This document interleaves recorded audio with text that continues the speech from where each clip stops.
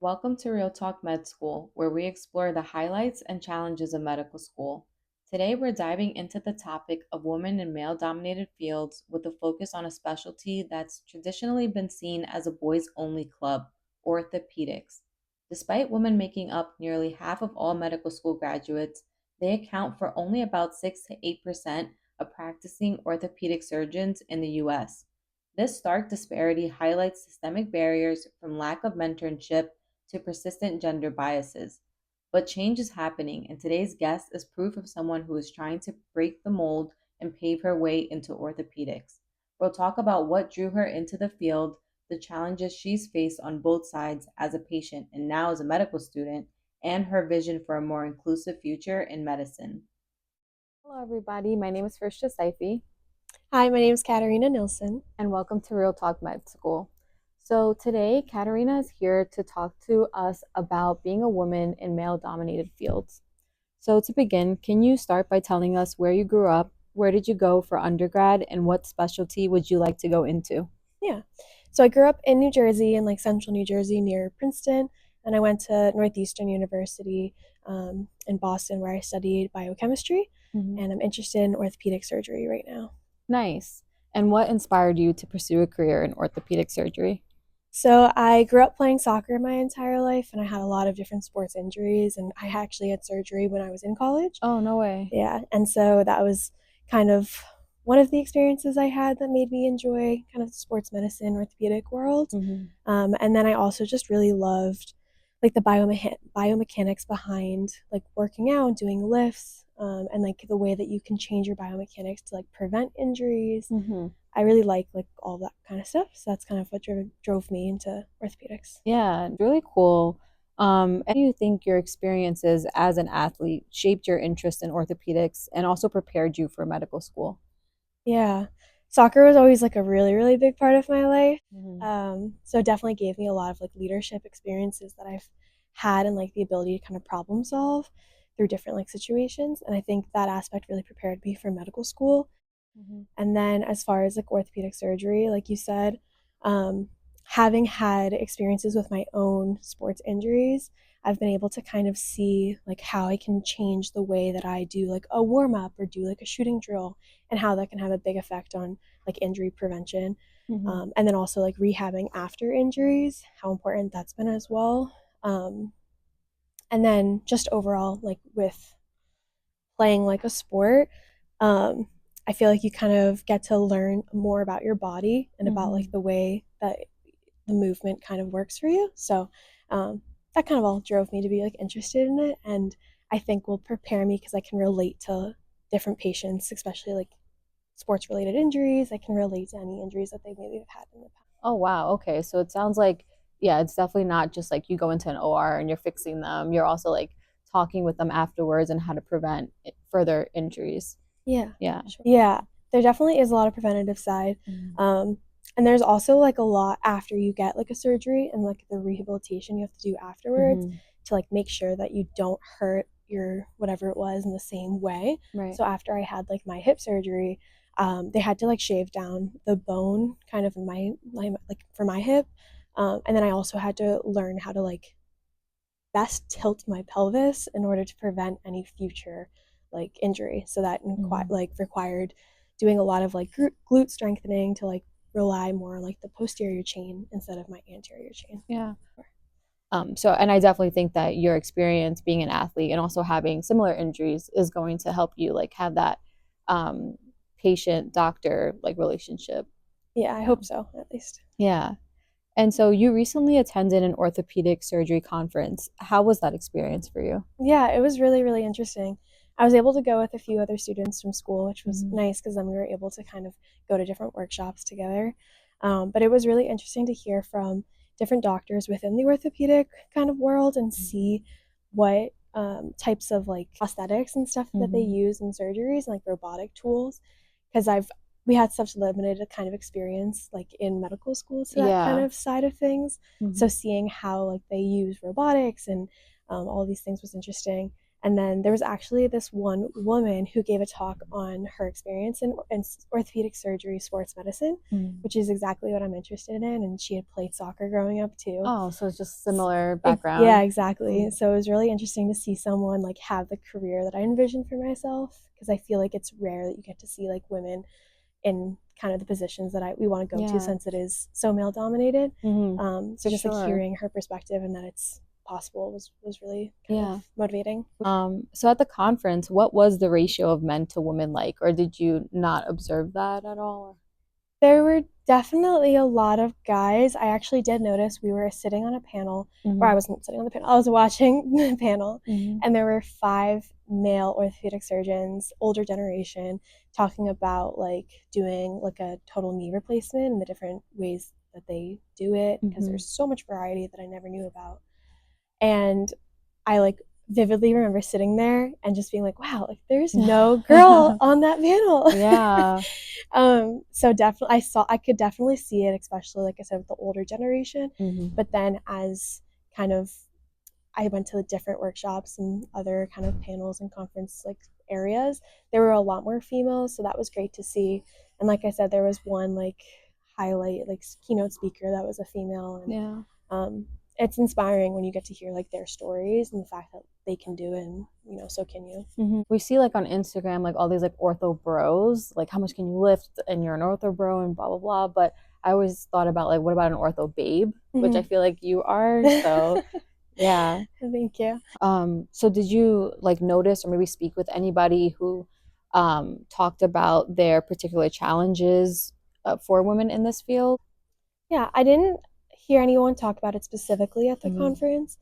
I know that's something that I've been like looking into myself, and I've heard a resident speak on the fact that when going through like the application cycle Mm-hmm. for an orthopedic surgery residency, you can kind of tell which orthopedic or which residency programs are going to be more open to having a female Oh. orthopedic Mm-hmm. like resident, rather than some programs seemed a lot more closed-minded. Really? That's Yeah, interesting to hear. yeah, which Yeah. is unfortunate, because obviously like you want there to be as much of availability Yeah. for females as Especially there is if you're for males. qualified, it's like, why does it matter what gender I am? But Yes, exactly. And I think it's just like a historical boys club, and the mm, fact that like people always say like, "Oh, I can't go into ortho, like I'm not strong enough." yeah. And so I think just historically like women are viewed as being weaker and not able to like have that muscle tone that like males have to do different procedures. Mm. But I follow a girl that's I think 5 like 4. I think I found the same one. Does she wear like these round glasses? Yeah, When you're finally on top, cause logically the next step is they wanna see you fall to the bottom. Yeah. yep. She's like very little, but she's an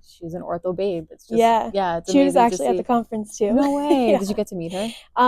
I saw her in passing, and like I Mm. saw her like talk at like a keynote kind of speaker Yeah. event, but no, not like in person. I didn't get to introduce Yeah. Oh, myself. but that's awesome that you were able to see Yeah. her. Yeah. So, what do you think are the biggest barriers for women entering fields like orthopedics, and how do you think those barriers can be overcome? Yeah. Like I kind of referenced before, I think there's not much you can really do about a residency program that's maybe not open to Mm-hmm. having a female resident. I hope that changes. I hope there's like maybe as I grow older and if I go into orthopedics and am a part of like the planning or advisory, like a senior Mm-hmm. position within a program, I can kind of affect change in that Yeah, way. of course. But as like a medical student, I think it's just showing up, being prepared, like doing all the things that I can control into like making me the best candidate that I could possibly be, Mm-hmm. and making it really hard for a program to say no to me just because I'm a girl or just because maybe I'm viewed as being weaker. Right, right, of course. Have you faced any specific challenges or bias as a woman pursuing this path? Like maybe like from a mentor, or maybe from somebody that's like, oh, well, don't you want to have a family and things like that, or no? That's a good question. I'm trying to think. I don't think anyone's ever outright told that to me, like just because of going into orthopedic surgery. Mm-hmm. I've definitely, like, I have like a mentor who's a family med sports medicine Okay. doctor, and he's very supportive and loves like everything that I would want to do. Mm-hmm. But he definitely has talked to me a little bit about what held him back from kind of going into surgery. Mm-hmm. Thankfully, like he's a male doctor, so it was nice to hear like he even had some of the worries that I would have as like a female. Like he wanted to be able to have a good relationship with his wife and stay and like have children one day. And even from his perspective, like as a male, he was worried about that in like a surgical kind Yeah, of you don't hear program. that often from a Yeah, man, so yeah. it was a really like great conversation that we kind of had together. Mm-hmm. But it's definitely something I've thought of, and I've heard female like orthopedic surgeons talk about how they were able to do it all, and so that's always inspiring and something that I kind of look to do as well. Yeah, so I would like to go into interventional cardiology, and that's very male dominated as well. And recently, I just went to a conference as Yeah, I well. saw Yeah, that. at the American Heart Association's 100th annual conference in Awesome. Chicago, and yeah, just to see the amount of women cardiologists there, it was like a blessing because I think a lot of the times when people would say, "What's your specialty choice?" I would say, I think I want to go into cardio. And that's because honestly, I was being held back by that stigma of like, what about a family or when will you see your husband and things like that. Like, I've been told, like, my husband's really not going to appreciate it when at 2 a.m. I'm getting calls from Mm-hmm. random people asking me about a case. And to see the amount of women that were there and able to do it and still have their families, that was like really inspirational for me to now solidify that decision and say, yeah, I will be a cardiologist someday. That's really So, great. yeah. Were you able to meet like any women when you were at the conference? Yeah, I met like a ton of women. I connected with them. I have their Instagram now, and so especially like there was like a group of Hispanic cardiologists too. So seeing like fellow Latinas like being in the field, it's like yeah, super inspirational. Now I for sure want to go into it. So Oh, yay, that's awesome. yeah. It's nice to have like these experiences that solidify kind of your interest. Mhm. That's great. Yeah. So how do you think the field of orthopedics would benefit from having more women practitioners? Yeah, I think this is a stereotype of women, but like in Mm. general, I feel like women can be, it's not always true, they can be like more like able to listen and like kind of ask questions and can maybe like get you to open up a little bit more. And I know that's a stereotype and it's not always true, and men are capable of doing this as well. But I think something that was a challenge when I was getting surgery was that the orthopedic surgeon that I first had was not listening to my pain. He wasn't really like understanding where I was coming from, Mm. and unfortunately worked with the school that I went to, and I think he didn't necessarily like understand me and everything, Mm. which was really frustrating. Told me Mm. some things to do, and when I saw a different doctor, they were like, "Oh no, like you can't do Oh, that." wow, yeah. Mm. And then like finally finding somebody that would actually listen to my pain and take the time to like understand where I was coming from and like what had been happening. And obviously, a man or a woman can do that, but that's something that Mm. I want to do when I go into like orthopedics, sports medicine. Just is really take the time to understand the patient, understand their motivators, like what makes them want to get better, like why they're so frustrated with maybe what injury they're having at the moment. So I think in that sense, like that's something that I would like to do, and hopefully having more females in the field, that could be something that contributes as well. Yeah, I think also, well, at least I've seen where like women's like pain levels are not taken as seriously as men's are. Mm-hmm. We're constantly being told that we're exaggerating our pain. So I think having a women practitioner will kind of like be able to balance that out, and hopefully like people can learn from you as well and see like, Yeah. oh yeah, like this pain is real, and this person went through a similar type of injury, and yeah, like this is the best way to take care of it.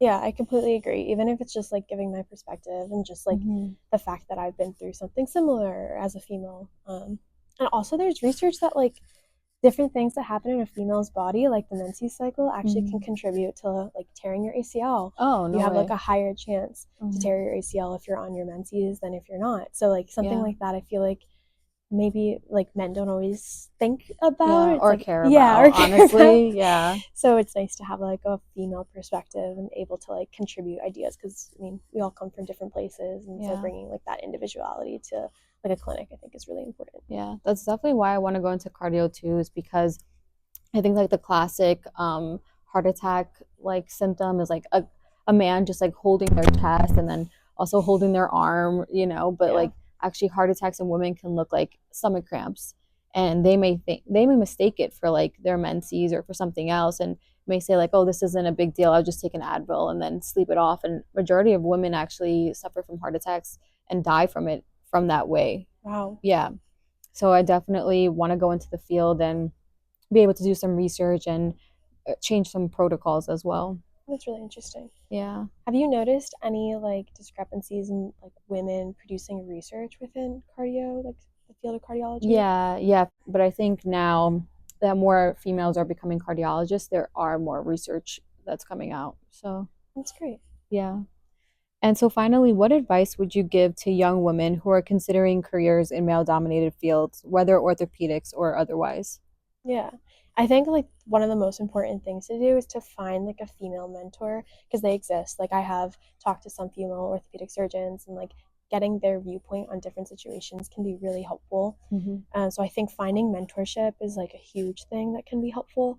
And then also like my favorite saying in life is like control the controllables. Mm. Like you can only do so much about like the things that are bigger than you, like people not hiring female orthopedic surgeons or maybe residency programs not taking a lot of females into their programs. Like you can only do so much.